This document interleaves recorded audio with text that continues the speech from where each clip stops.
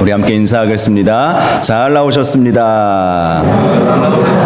성도님 얼굴만 봐도 든든합니다.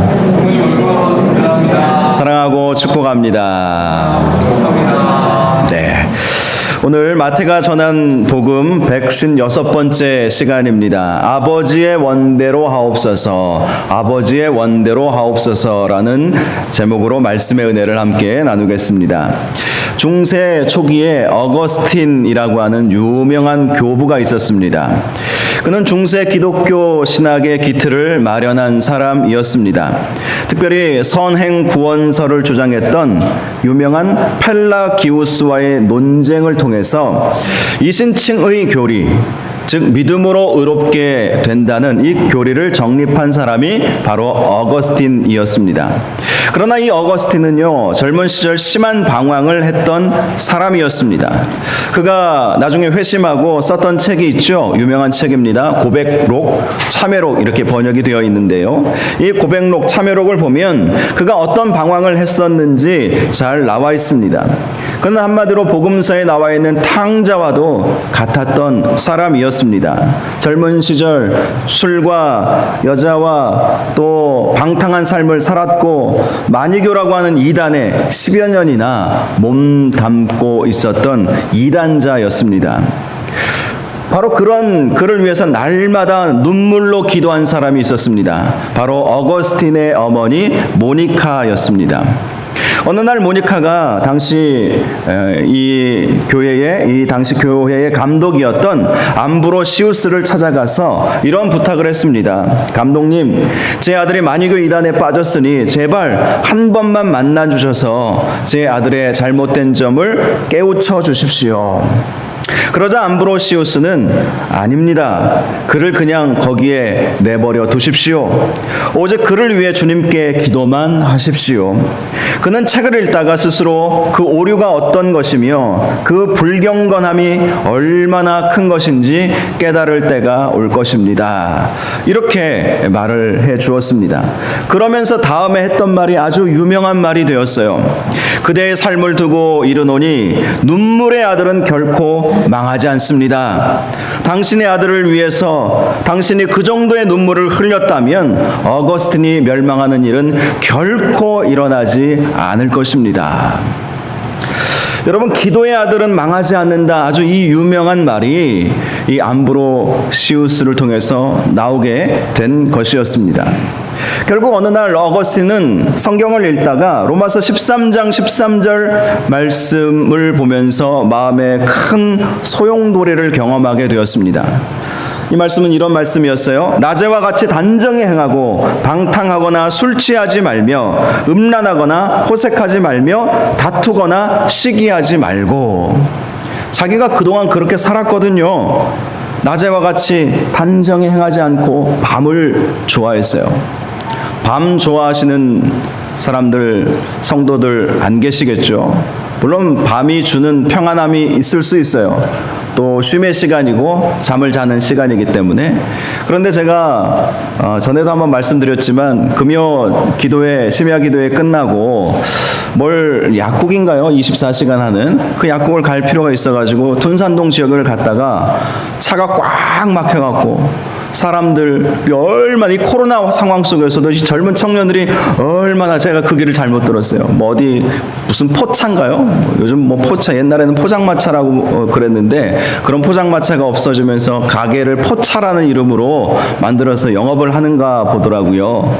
그런데 그 앞에서 대기 줄이 얼마나 긴지 차를 가져가는데 뚫고 가기가 어려울 정도로, 그 밤 11시쯤 됐을 때인데 그렇게 밤에 많은 젊은이들이 나와서 그렇게 놀더라고요. 여러분, 이 어거스틴이 그랬던 것이죠. 밤을 좋아했던 거예요. 그런데 하나님이 낮에와 같이 단정히 행하고, 그리고 방탕하거나 술 취하지 말고 음란하거나 호색하지 말고. 이 어거스틴은 방탕했고 술 취했고 음란했습니다. 호색했습니다.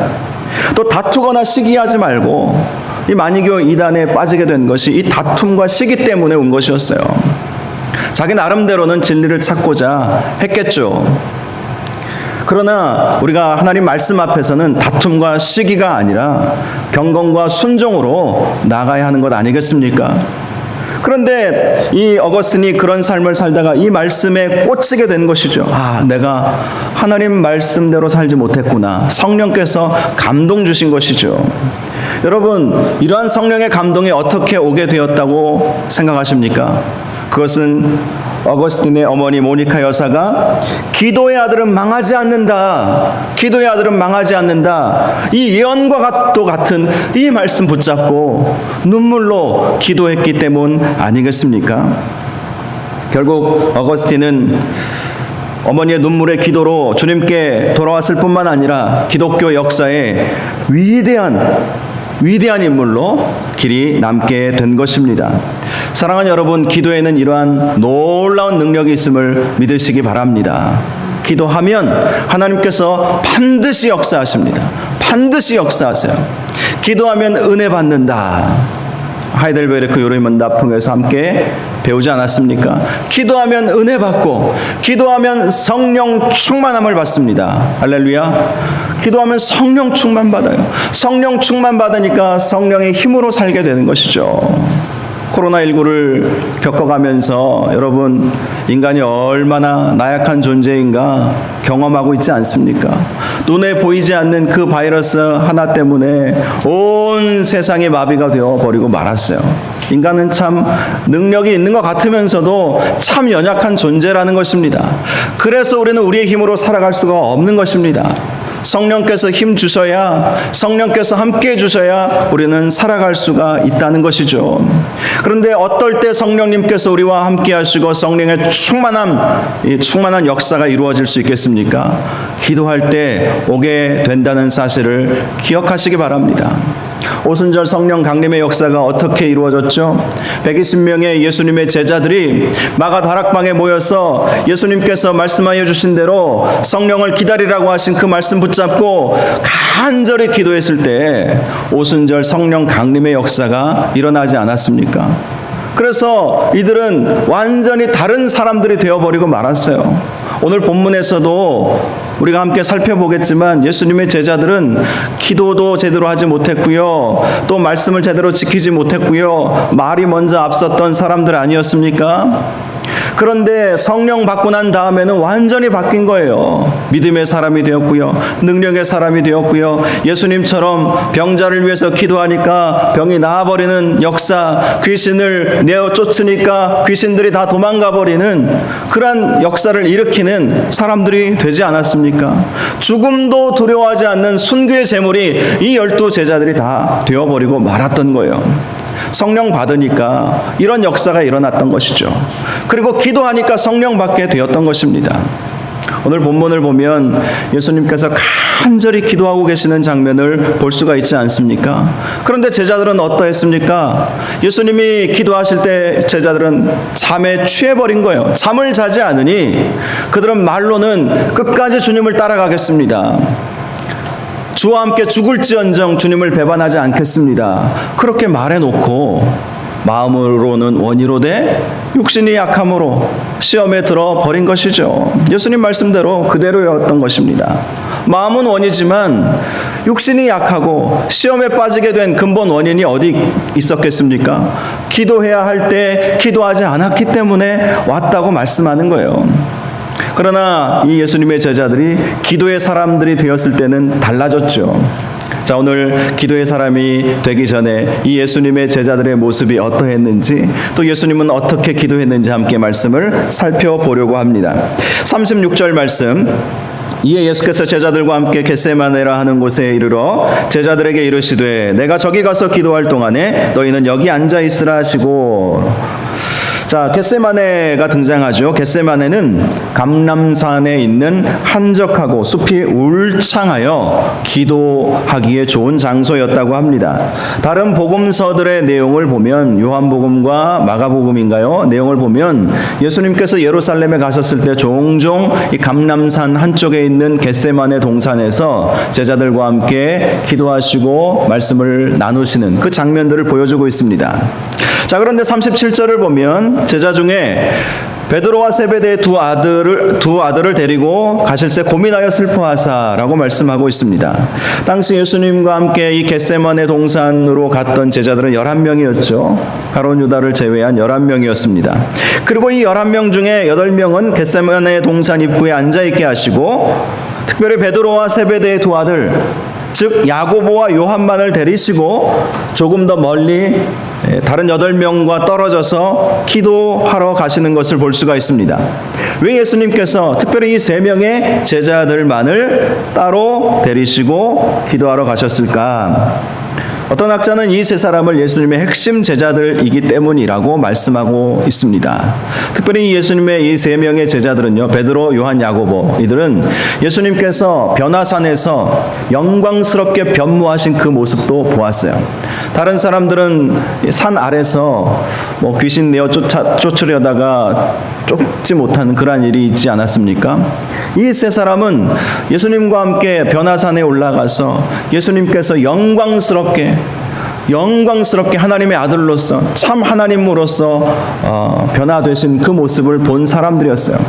그런데 오늘 말씀을 보면 이 3명의 제자들과 함께 가실 때 고민하고 슬퍼하면서 기도의 자리로 나아갔던 것을 볼 수가 있습니다. 사실 그러한 예수님의 모습은 제자들이 보기에 아주 낯선 모습이었을 거예요. 늘 믿음으로 사셨던 주님이셨고, 늘 당당하게 하나님 나라를 선포하셨고, 하나님의 말씀을 가르쳐 주셨고, 병든 자를 고쳐 주셨고, 귀신을 담대히 내어 쫓으셨던 예수님만을 보다가 어깨가 축 처지시고 얼굴에는 근심이 가득한 모습은 제자들의 입장에서는 상당히 낯선 모습이었을 것입니다. 특별히 고민하다라고 하는 이 단어는요, 극심한 불안과 근심을 뜻하는 것입니다. 그냥 이거 할까 저거 할까 이런 고민을 말하는 것이 아니라 극심한 불안, 근심, 이것을 뜻하는 거예요. 예수님의 얼굴에 그게 다 드러나셨던 것이죠. 슬퍼하다라는 단어는요, 마음의 갈피를 잡을 수 없을 만큼의 깊은 슬픔을 말하는 것입니다. 내가 어떤 것을 원했을 때 얻지 못했을 때 종종 슬픔의 감정이 오기도 하죠. 그러나 그 정도의 슬픔이 아니라 깊은 마음의 갈피를 잡을 수 없을 만큼의 깊은 슬픔을 의미한다는 것이죠. 예수님이 바로 이 3명의 제자들과 함께 그러한 마음으로, 그러한 모습으로 기도의 자리로 나아가셨던 거예요. 38절을 보면 이에 말씀하시되, 제자들에게 말씀하시는 것입니다. 내 마음이 매우 고민하여 죽게 되었으니 너희는 여기 머물러 나와 함께 깨어있으라 하시고. 자, 특별히 예수님께서 이 3명의 제자들, 예수님께서 변화산에서 영광스러운 모습으로 변모하셨던 그 모습을 보았던 3명의 제자들입니다. 그들에게 예수님의 마음을 지금 나누시는 거예요. 예수님의 마음을 토로하시는 것입니다. 내가 너무 내 마음이 고민하여 죽게 되었다. 내가 너무 힘들다. 너무 힘들다. 이전까지는 예수님의 제자들이 이런 말을 예수님으로부터 들어본 적이 없었을 것입니다. 그런 말을 한다는 것 자체가 믿음 없는 모습으로 보여질 수 있었기에 제자들도 주님 앞에서 너무 힘든, 사실 그런 일들도 없었고요. 근데 예수님은 이렇게 십자가 앞에서 십자가를 지셔야 할 이 상황 속에서 내가 너무 힘들고 너무 고민되고 죽을 지경까지 이르렀다, 이 마음을 나누시는 것이죠. 그러면서 예수님은 이 3명의 제자들에게 너희는 여기 머물러 나와 함께 깨어있으라. 왜 이들과 함께 기도의 자리로 더 앞으로 나아갔겠습니까? 특별히 예수님이 고민하여 힘들어 죽게 되었을 때 함께 기도하고 함께 마음을 나누고 함께 옆에 있어줄 그런 친구들이 필요했기 때문 아니겠습니까? 예수님은 참 하나님이시죠? 믿으시기 바랍니다. 능력의 하나님이세요. 100% 완전하신 하나님이십니다. 그러나 동시에 예수님은 100% 완전한 사람이기도 하세요. 그러니 십자가의 고통을 그대로 느끼시는 것이죠. 고통을 느끼지 않고 십자가 지신 것이 아니세요. 십자가의 고통을 그대로 느끼시는 거예요. 다른 사람들이 비난할 때 그 비난을 들을 때 기분 좋은 사람이 어디 있겠습니까? 아프고 슬프고 화도 나고 그 감정을 그대로 예수님은 가지고 계셨던 분이신 것입니다. 그러니 십자가라고 하는 이 고통의 순간에서 함께 이 아픔을 나누고 함께 위로함을 받고 함께 나를 위해서 기도해 줄 수 있는, 특별히 너희들은 나의 영광스러운 변모된 그 모습도 보지 않았느냐. 그러므로 나와 함께 좀 깨어서 기도해 주기를 원하는 그 예수님의 모습이 담겨져 있는 것입니다. 제가 최근에 코로나 상황 때문에 여러 책들을 보다가 언컨택트라고 하는 제목의 책을 봤어요. 언컨택트. 요즘 언컨택트 하면 좀 발음이 어려워서 언택트라고 줄여서 많이들 보편적으로 쓰고 있죠. 언컨택트, 비대면 사회를 말하는 것입니다. 그 책의 내용을 보니까 코로나로 인해서 지금과 같은 비대면 사회가 되었지만 사람들은 그래도 서로 교제하고 사랑을 나누기를 그 어느 때보다 열망하고 있다는 거예요. 물론 개인 차이는 분명히 있을 것입니다. 홀로 있기를 좋아하시는 분들은 그래도 좀 견디기 쉬울 거예요. 그러나 대부분의 성도들, 대부분의 사람들은 사람과 만나기를 원하고 대화하기를 원하고 접촉하기를 원하고 그런 마음이 있지 않겠습니까? 그런데 이게 완전히 반강제적으로 그런 상황이 되어버렸으니 그런 마음이 더 나오게 된다는 거예요. 그럼에도 불구하고 그런 열망을 방해하지 않는다, 방해받지 않는다라는 그런 말을 해주고 있습니다. 그래서 직접 대면하지는 못해도 요즘 온택트라는 말을 써요. 영어를 자꾸 써서 죄송합니다. 온택트가 어떤 말이냐면 온라인으로 접촉하는 것. 온택트, 온라인으로 접촉을 하는 것이죠.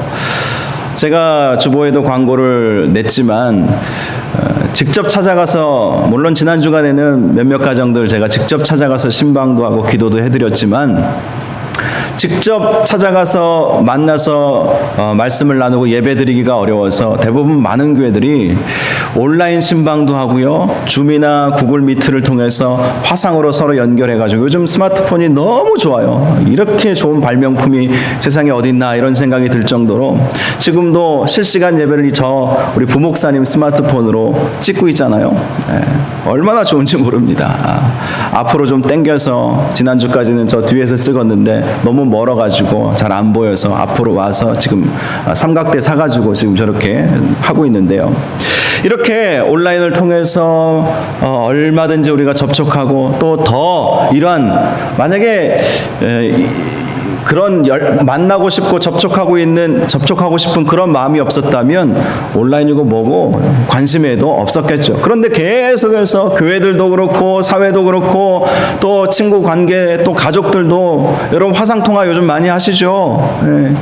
저희 장모님도 가끔 이렇게 오시면, 저희 집에 오시면 제 처남 아이들이 굉장히 어린 아이들이거든요. 그러니까 며칠 이렇게 떨어져 있으면 그 아이들이 할머니 보고 싶다고 화상 전화를 하더라고요. 저는 화상 전화 잘 안 썼는데 화상 전화 하면은 그걸로 막 아이들하고 할머니가 이야기하고 막 그런 것을 봤어요. 얼마나 세상이 좋아졌는지 몰라요. 그게 무엇을 의미하는 것입니까? 사람들의 마음 가운데에서는 서로 관계를 맺고 접촉하고 사귐을 갖고 마음을 나누고 사랑을 나누기를 원하는 그런 마음이 근본 마음 가운데 있다라는 것을 말하는 것이죠. 얼마 전에 어떤 목사님께서 카톡을 보내주셔서 보게 된 영상이 있었는데요. 그 영상은 대전 카이스트 총장, 우리 가까이 있는 학교죠. 카이스트 총장님의 그 외국인 미국인인 것 같더라고요. 그분이 강의하셨던 강의의 내용이었습니다. 영어로 강의했지만 밑에 자막이 이렇게 나와 있어서 충분히 제가 그 내용을 이해할 수 있었는데요. 그 강의 내용을 보니까 코로나로 인해서 사람들은 더 마음이 공허해질 것이다, 이렇게 분석을 해 놓은 것을 보았습니다. 그래서 오히려 더 사람들과의 소통을 통해서 위로받고 싶어하는 그 마음을 갖게 될 것이다. 위로받고 싶어하는 그 마음, 그리고 사람들의 가치관이 바뀌어갈 거라는 거예요.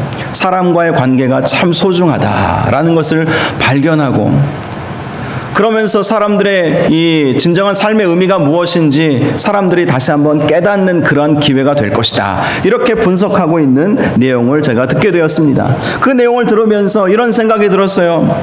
교회가 진정한 하나님의 공동체가 될 수 있다면, 서로 사랑하고 용납하고 서로 신뢰할 수 있는 그러한 공동체가 될 수 있다면, 교회가 지금 많이 오해를 받고 욕도 먹고 모함도 받고 사람들의 질시를 받고 있는 지금 이때이지만, 코로나가 어느 정도 정리가 되면 다시 그렇게 참 사랑을 나누고 참된 교제를 나누는 교회로 반드시 오게 될 것이다. 그렇게 저는 믿고 적용하게 되었습니다. 여러분, 예수님의 마음이 그런 것 아니겠어요? 제자들과 함께 내가 간절히 기도할 동안에 너희는 나와 함께 깨어서 나의 마음을 함께 너희들도 이해하고 함께 기도해주고 함께 깨어서 격려해주고 위로해주는 그런 제자들이 되기를 원하셨던 예수님의 마음이 바로 이 말씀 가운데 나와 있는 것입니다. 그리고 이제 예수님께서 간절히 기도를 시작하셨죠. 조금 나아가서 39절입니다. 조금 나아가서 얼굴을 땅에 대시고 엎드려 기도하여 이르시되 내 아버지여, 만일 할만하시거든 이 잔을 내게서 지나가게 하옵소서. 그러나 나의 원대로 마시옵고 아버지의 원대로 하옵소서. 자, 예수님은 십자가 앞에서 자신의 고민과 슬픔을 하나님께 여과 없이 그대로 아뢰었던 것입니다. 사람들에게도 제자들에게도 자신의 마음을 아뢰고 하나님께도 이 예수님의 마음을 그대로 아뢰신 것을 볼 수가 있어요. 특별히 예수님의 기도 가운데 보면 할만하시거든 이 잔을 내게서 지나가게 하옵소서, 이렇게 예수님이 기도하셨다는 것입니다. 지나가다는 것은 유월절 사망의 권세가 넘어가는 것을 의미하는 단어예요. 예수님은 그 십자가의 고통이 너무나도 크다는 것을 아셨기에 하실 수만 있다면 십자가 지는 방법 말고 다른 방법으로 인류 구원의 이 업적을 이룰 수 없겠습니까? 하나님께 그렇게 간절히 기도하셨던 것입니다. 그러나 예수님의 기도가 위대한 것은 그러나 나의 원대로 마시옵고 아버지의 원대로 하옵소서, 이렇게 기도하셨다는 거예요. 저와 여러분도 우리의 간절한 필요를, 또 마음의 고통을 성도들과 이웃들과 나누고 또 하나님께도 간절히 기도하셔야 되지만, 가장 중요한 것은 그러나 나의 원대로 마옵시고 아버지의 원대로 하옵소서, 이렇게 기도할 수 있기를 바랍니다. 그러면 하나님께서 가장 좋은 것으로, 가장 선하신 방법으로 응답해 주시지 않겠습니까? 예수님이 이런 말씀을 하셨잖아요.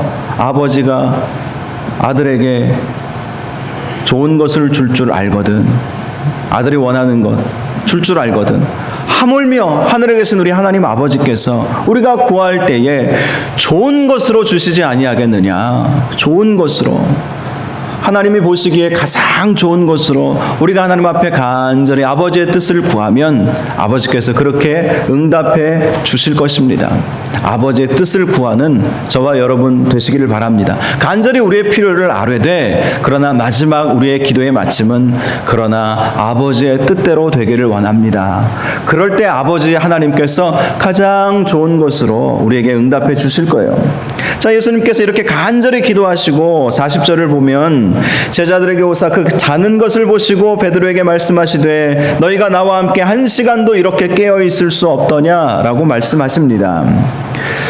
예수님은 땀방울이 핏방울이 될 정도로, 다른 복음서에 보면 그렇게 표현하고 있어요. 땀방울이 핏방울이 될 정도로 간절히 기도하셨을 때에 예수님의 권면, 부탁, 예수님의 기대와는 달리 제자들은 잠을 자고 있었던 것입니다. 그들은 분명 예수님과 멀리 떨어져 있지 않았기 때문에 예수님께서 간절히 눈물로 기도하시는 모습을 보았을 것입니다. 특별히 예수님께서 기도하시던 이 모습이 예전과는 다르다는 것도 분명히 인식하고 있었을 것입니다. 그런데 그들은 예수님 말씀하신 것처럼 1시간도 예수님과 함께 깨어 있지 않았던 것입니다. 그래서 41절에 예수님이 말씀하시죠. 시험에 들지 않게 깨어 기도하라. 마음에는 원이로되 육신이 약하도다. 예수님은 제자들이 깨어서 기도하기를 원하셨던 것이죠. 간절히 1시간 동안 기도한 것처럼 그들도 1시간 동안 주님과 함께 기도에 동참하기를 원하셨던 것입니다.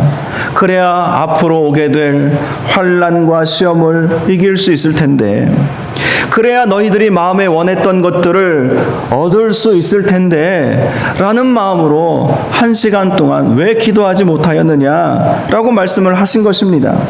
실제로 예수님의 제자들은 끝까지 주님을 따르겠습니다, 주와 함께 죽을지언정 주님을 결단코 배반하지 않겠습니다 라고 고백했던 사람들 아니겠습니까?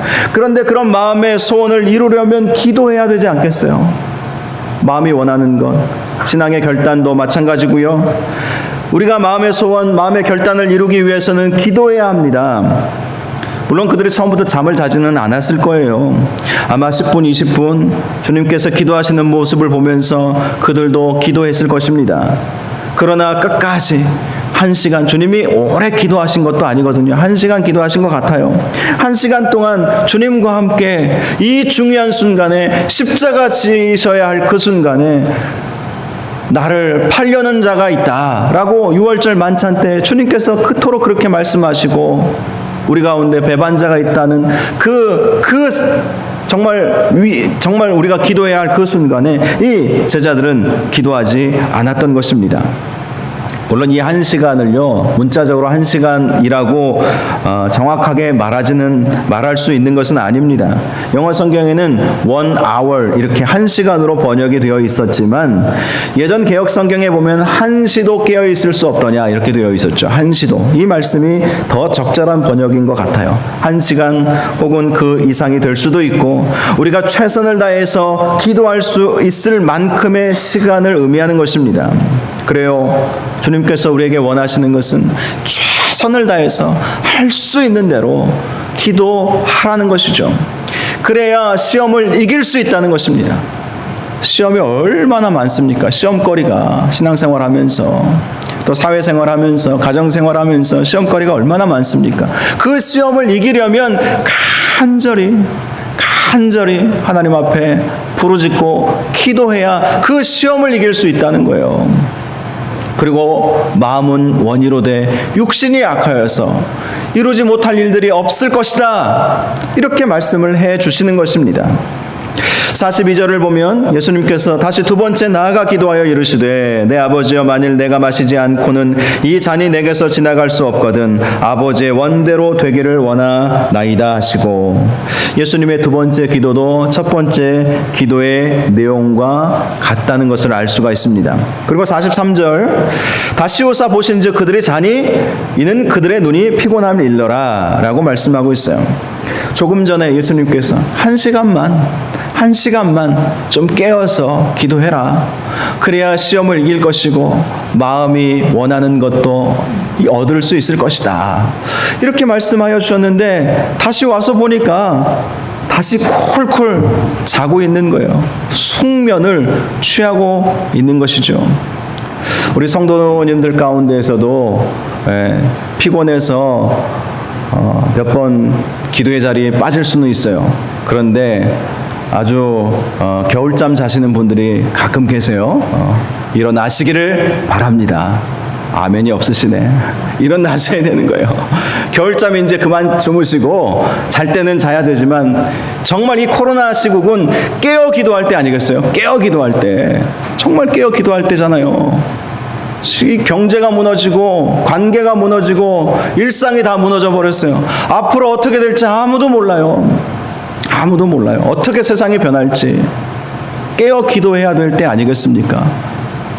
겨울잠, 긴 잠을 주무셨다면 깨어 일어나셔서 기도하시는 저와 여러분들 다 되시기를 바랍니다. 자, 이렇게 예수님은 잠을 자고 있는 제자들을 놔두시고 다시 기도하시죠. 44절, 또 그들을 두시고 나아가 세 번째 같은 말씀으로 기도하신 후라고 말씀하고 있습니다. 저는 이 말씀을 묵상하면서 예수님께서 같은 기도의 제목을 세 번이나 같이 반복하셨구나, 간절히 세 번이나 반복하셨구나, 이걸 발견하게 되었어요. 여러분, 우리도 기도할 때 한두 번 기도하고 응답이 없다고 여러분 기도를 멈추지 마시기 바랍니다. 하나님과 직접 소통하셨던 예수님도 간절한 기도의 제목에 있어서는 3번이나 간절히 기도하셨다면 우리는 3번이 뭡니까? 10번, 20번도 같은 제목으로 응답될 때까지 기도해야 되지 않겠습니까? 하나님의 대사라는 책을 쓰신 김하중 장로님, 주중 대사를 지내셨던 분이시죠. 통일부 장관까지 지내셨던 분이신데, 이분의 간증을 들어보니까 자기는 어떤 기도 제목을 보면 이 기도 제목은 어느 정도 기도해야 되겠구나, 이게 느낌이 온다는 거예요. 이 기도 제목은 정말 오늘 하루 내가 마음 잡고 간절히 기도하면 하나님이 들어주시겠구나, 이런 느낌을 받으신대요. 또 어떤 기도 제목은 이거 한두 번 안 되겠다, 적어도 1년 동안 새벽마다 간절히 기도해야 될 제목이겠구나, 이런 느낌이 오신다는 거예요. 또 어떤 제목은 한 10년쯤 기도해야 이게 응답되겠구나, 민족의 통일과 같은 것은 몇십 년 기도해야 될 제목이다, 이런 느낌이 온다는 것이죠. 그래요, 여러분. 예수님도 한두 번 기도하고 멈추신 것이 아니라 끝까지 정말 간절히 시간이 허락하는 데까지 그렇게 간절히 3번을 기도하셨다는 것을 통해서 우리도 그렇게 기도할 수 있기를 바랍니다. 간절히 응답될 때까지. 한두 번 기도했는데 하나님 안 들어주신다고 하나님 오해하지 마시고 불평하지 마시고 끝까지 인내하면서 기도하시기를 바랍니다. 그러면 하나님께서 왜 안 들어주시겠습니까? 가장 선하신 방법으로 합력하여 선을 이루어 주실 것을 믿는 저와 여러분들 되시기를 바랍니다. 자, 이제 45절 말씀 보시면, 이에 제자들에게 오사 이르시되 이제는 자고 쉬라, 보라 때가 가까이 왔으니 인자가 죄인의 손에 팔리느니라. 이 말씀은 해석하기가 좀 까다로운 말씀입니다. 어떤 학자는 이 말씀에 대해서 내가 체포당하기 전까지 너희가 잠을 자둠으로 다가올 시련에 대비하라, 이렇게 의미한다고 보고 있습니다. 또 어떤 학자는 이제 나로서는 너희들이 무한정 자고 쉬어도 상관하지 않겠다, 이제 나는 더 이상 너희들의 관심을 필요로 하지 않는다, 이렇게 책망하시는 말씀으로 보기도 합니다. 또 어떤 학자는 내가 너희에게 기도하라 했음에도 너희는 여전히 졸고 있구나, 그러나 나는 본래의 계획대로 내 일을 행할 것이다, 너희들이 기도하든 안 하든 나는 내 일을 내가 계획하던 대로 할 것이다, 이렇게 해석하기도 합니다. 또 어떤 학자는 때가 이르렀으니 나는 팔리게 될 것이고 그러나 나는 사명을 다할 테니 그 이후에 너희가 편히 쉴 것이다, 이렇게 해석을 하기도 합니다. 아무튼 이 말씀은 너희가 졸고 있는 순간에도 사탄은 일한다는 것이죠. 나를 팔러 오는 사람은 다가오게 된다는 것입니다. 그리고 나는 본래 내가 이 세상에 왔을 때 계획했던 그 계획을 이룰 것이다. 그리고 너희가 쉴 때는 쉬어야 될 것이다. 그러나 기도해야 할 때는 끝까지 나와 함께 기도해야 된다, 이 말씀을 해 주신 것이라고 볼 수 있는 것이죠. 자, 중요한 말씀은 46절입니다. 우리 46절 같이 한번 읽어보겠습니다. 시작. 일어나라, 함께 가자, 보라 나를 파는 자가 가까이 왔느니라. 자, 이 말씀을 보면 지금 제자들은 기도에 실패한 사람들이지 않았습니까? 예수님 보시기에는 포기하고 말 수밖에 없는 상황이었을 거예요. 그런데 예수님이 이 제자들을 향해서 말씀하십니다. 일어나라, 함께 가자. 일어나라, 함께 가자. 이 말씀의 의미가 무엇이겠습니까? 제자들은 비록 기도에 실패했어요.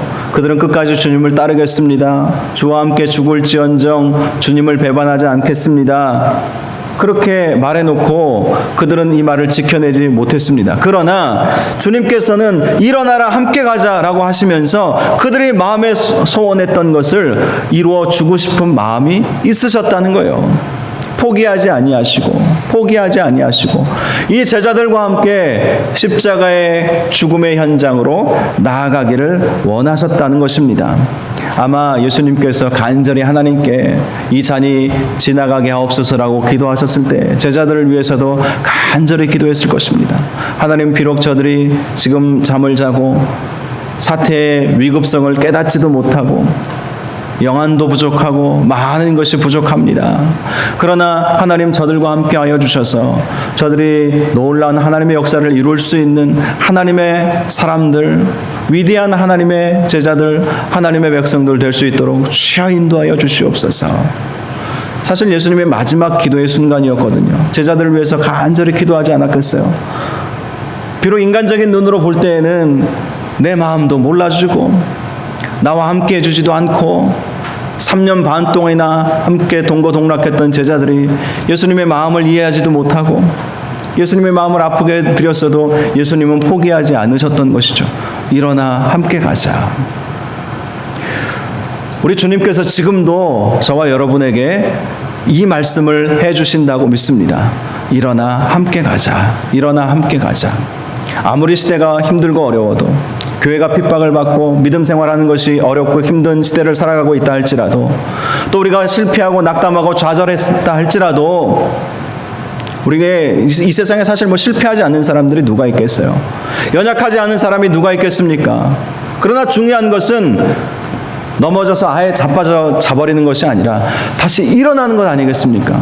우리 주님의 마음이 그거예요. 실패했어도, 좌절했어도, 상황이 어려워도 우리 주님은 우리의 손을 잡고 일어나 함께 가기를 원하신다는 것입니다. 지금도 오늘 이 시대에도 저와 여러분에게 주시는 하나님의 음성이 있다면 일어나 함께 가자. 보라, 나를 파는 자가 가까이 왔느니라.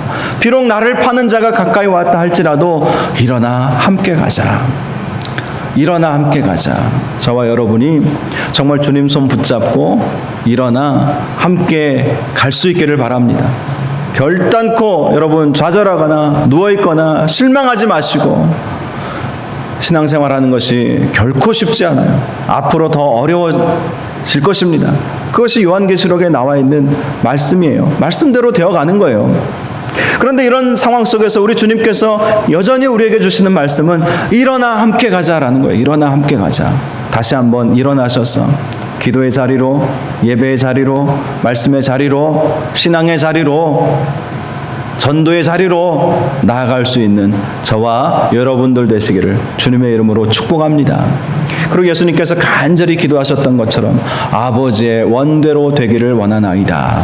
우리가 늘 아버지의 뜻을 구하고 하나님의 마음을 헤아리고 하나님을 기쁘시게 해드리는 그러한 삶을 살아갈 수 있기를 주님의 이름으로 축원합니다.